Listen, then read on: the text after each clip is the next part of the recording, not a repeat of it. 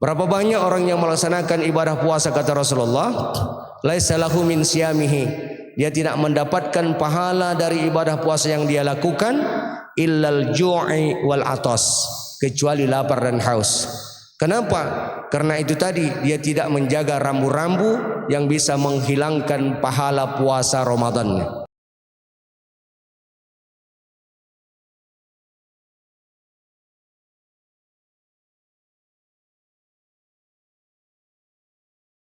Bismillahirrahmanirrahim. Assalamualaikum warahmatullahi wabarakatuh. Alhamdulillahi rabbil alamin, wassalatu wassalamu ala asrafil anbiya'i wal mursalin, sayyidina Muhammadin wa ala alihi wa sahbihi ajma'in. Amma ba'du, faqala Allah Ta'ala fil Qur'anil Karim, a'udzu billahi minasy syaithanir rajim, bismillahirrahmanirrahim. Ya ayyuhalladzina amanu kutiba alaikumus shiyam kama kutiba alal ladzina min qablikum la'allakum tattaqun. Sadaqallahul azim.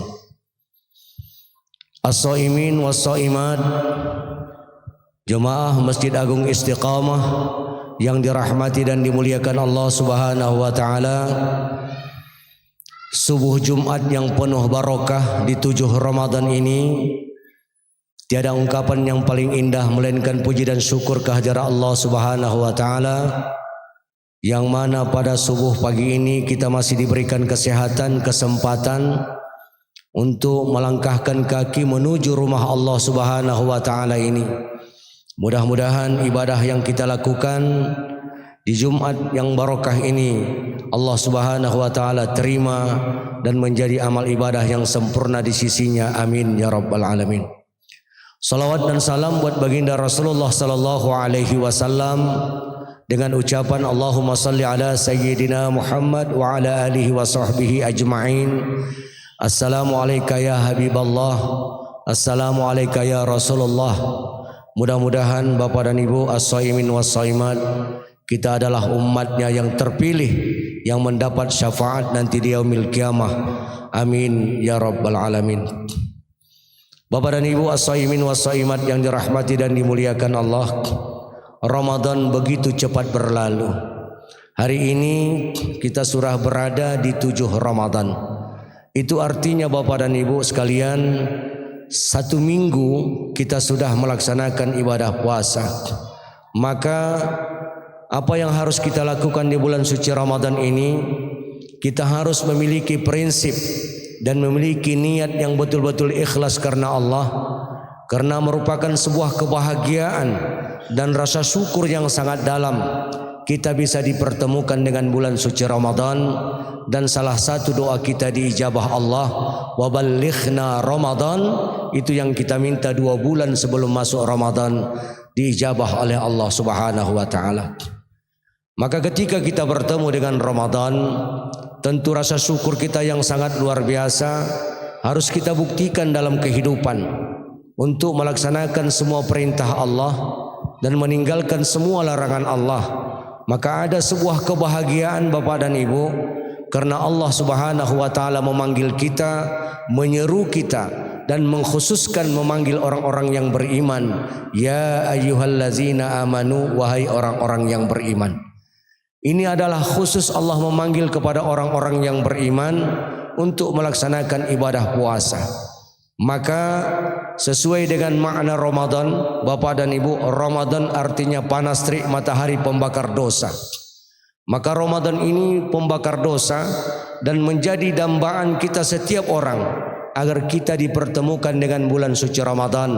Karena bulan Ramadan adalah bulan Sayyidus Suhur, penghulu dari seluruh bulan. Maka jika kita melihat makna Ramadan Bapak dan Ibu, dari ejaan bahasa Arab Ra, Mim, Dad, Alif dan Nun, kita membahas yang sangat sederhana, tapi mari kita buktikan dan mampu kita laksanakan dalam kehidupan kita sehari-hari. Apa itu Ra-nya? Ra itu adalah rahmatullah atau ridallah. Bulan Ramadan adalah bulan kasih sayangnya Allah. Maka di bulan Ramadan ini Bapak dan Ibu, kita harus menjalin rasa cinta dan kasih sayang. Tidak boleh berdebat, berkelahi, apalagi melakukan permusuhan, karena itu adalah sesuatu yang dibenci oleh Allah Subhanahu wa taala. Maka kita harus berdamai, saling mengasihi, saling menyayangi. Bahkan kita harus menunjukkan sosial kita kepada siapapun di bulan suci Ramadan ini, kepada sesama muslim, untuk membuktikan rasa cinta dan kasih sayang kita kepada sesama. Dan Rasulullah mengingatkan kepada kita untuk membuktikan kebersamaan dan rasa simpati kita kepada siapapun. Rasulullah mengingatkan dalam hadisnya, barang siapa yang memberikan bukaan kepada orang yang berpuasa di bulan suci Ramadan, maka dia akan mendapatkan pahala sama seperti orang yang berpuasa tersebut, tanpa berkurang sedikit pun. Itulah sebuah gambaran dan balasan yang Allah Subhanahu wa taala berikan Bapak dan Ibu kepada orang-orang yang memberikan bukaan ketika dia melaksanakan ibadah puasa Ramadan. Ini khusus kepada orang yang berpuasa. Jadi kalau timbul pertanyaan, Ustadz, kalau kita ngasih bukaan kepada orang tak puasa, ini tak termasuk kategori nih Bapak dan Ibu, ya. Udah tahu dia tak puasa, awak tahu dia tak puasa, awak kasih pula bukaan, ya. Jadi bukan berarti sia-sia, tapi kurang bermanfaat. Lebih baik kepada orang yang berpuasa supaya pahalanya sesuai dengan hadis Rasulullah sallallahu alaihi wasallam yang kita inginkan itu.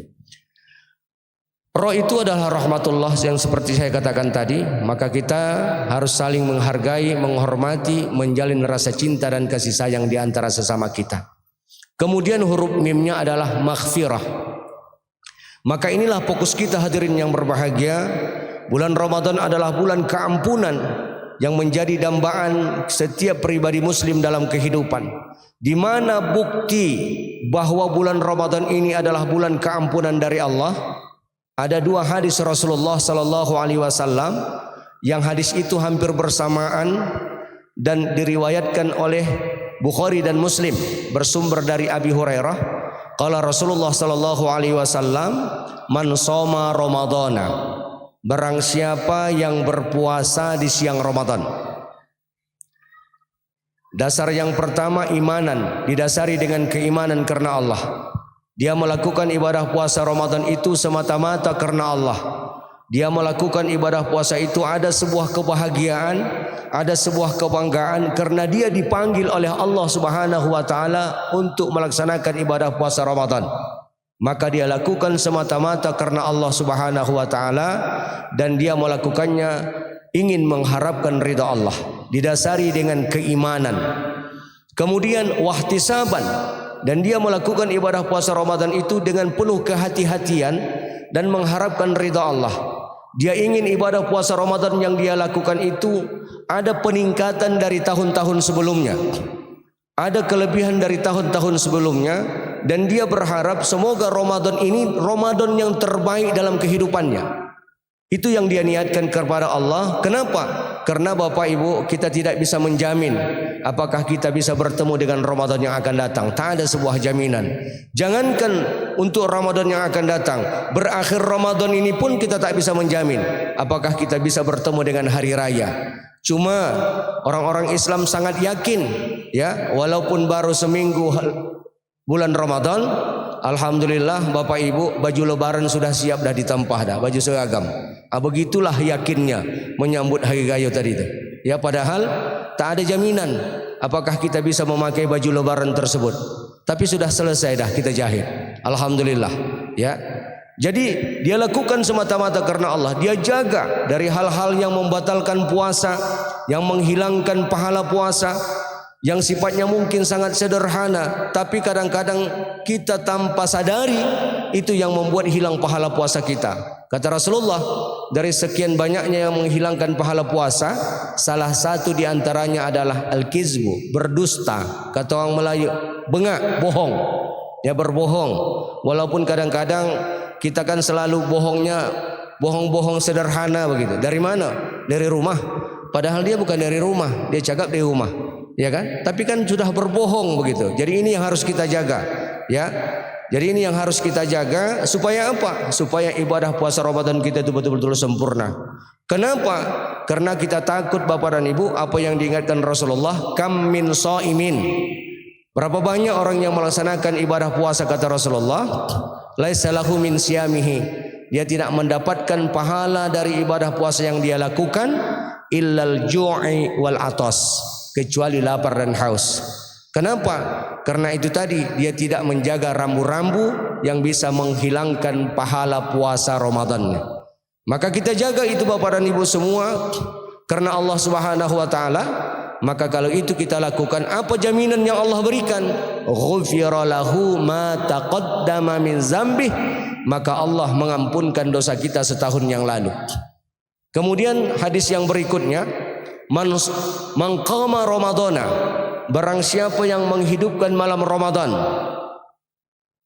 Menghidupkan malam Ramadan itu salat tarawih, salat isya, bahkan di sepertiga malam dia bangun melaksanakan qiyamul lail, salat taubat, salat tahajud, ya terserah mau salat apa yang dia lakukan, ya salat hajat dan lain sebagainya. Dia lakukan itu semua didasari dengan keimanan juga, wahtisaban, dan dia lakukan mengharapkan ridha Allah. Ghufira lahu ma taqaddama min zambi, maka Allah Subhanahu wa taala akan mengampunkan dosanya juga setahun yang lalu. Inilah sebuah dua hadis jaminan yang Allah berikan kepada kita umat Nabi Muhammad sallallahu alaihi wasallam. Kalau kita lakukan puasa Ramadan itu dengan penuh keimanan dan keikhlasan kepada Allah, maka Allah mengampunkan dosa kita. Lalu Bapak dan Ibu sekalian, kalau ada orang yang berpuasa di siang Ramadan, kemudian malam harinya dia tidak sholat tarawih, karena dia menganggap sholat tarawih itu sunnat. Lalu dia katakan, saya hanya puasa Ramadan saja. Lalu dia tidak melakukan sholat tarawih. Maka kalau ada orang yang seperti ini, maka ibadah Ramadannya tidak sempurna Bapak dan Ibu. Kenapa tidak sempurna? Karena rangkaian ibadah qiyamul lail malam Ramadan, sholat tarawih itu adalah rangkaian dari ibadah puasa Ramadan yang kita laksanakan dalam selama 1 bulan penuh. Maka oleh sebab itu Bapak dan Ibu sekalian, kita tak perlu mempermasalahkan orang yang melaksanakan sholat tarawih baik 11 maupun 23 rakaat.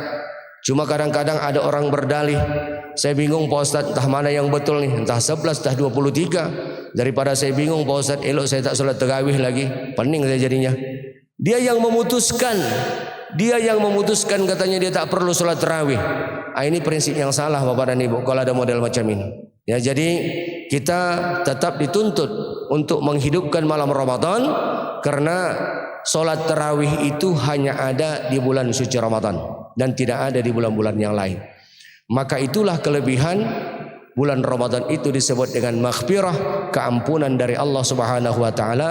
Ghufira lahu ma taqaddama min zambi, Allah ampunkan dosa kita setahun yang lalu. Kemudian huruf dotnya adalah tadammanu atau diaun. Maka tadammanu ini adalah sebuah jaminan Bapak dan Ibu sekalian. Orang-orang yang berpuasa di bulan Ramadan, maka ada sebuah jaminan dari Allah Subhanahu wa taala. Maka dalam sebuah hadis disebutkan, yaqulullahu taala lil jannah, dalam hadis qudsi, Allah Subhanahu wa taala berfirman kepada sorga. Apa kata Allah kepada sorga? Hai sorga, ittakhizi zinataka. Hei sorga, berhiaslah engkau, bersiap-siaplah engkau. Kata orang Melayu, berkemas-kemaslah engkau wahai sorga. Kenapa disuruh oleh Allah Subhanahu wa taala sorga berhias, berkemas-kemas? Ittakhizi zinataka tuba li'ibadiyal mu'minina hum awliya. Karena sebentar lagi hamba-hambaku kata Allah yang betul-betul bertaubat di bulan suci Ramadan akan masuk ke sorga. Nah, mungkin pertanyaan bagi kita semua, apakah kita saat ini mau masuk surga? Semua kalau ditanya, semua Pak Ustadz, kita kalau dapat masuk surga. Tapi kapan masuk surganya? Tentu minta waktu dulu, nantilah Pak Ustadz. Kalau dapat jangan sekarang. Itu tadi balik cerita baju baru tadi, baju baru tempah dah Pak Ustadz. Awak nak pakai seragam merah nanti, sama anak sama cucu segala macam dah bertempah dah. Kalau meninggal sekarang, ya tak dapat pakai lagi. Itu kan hanya keinginan kita.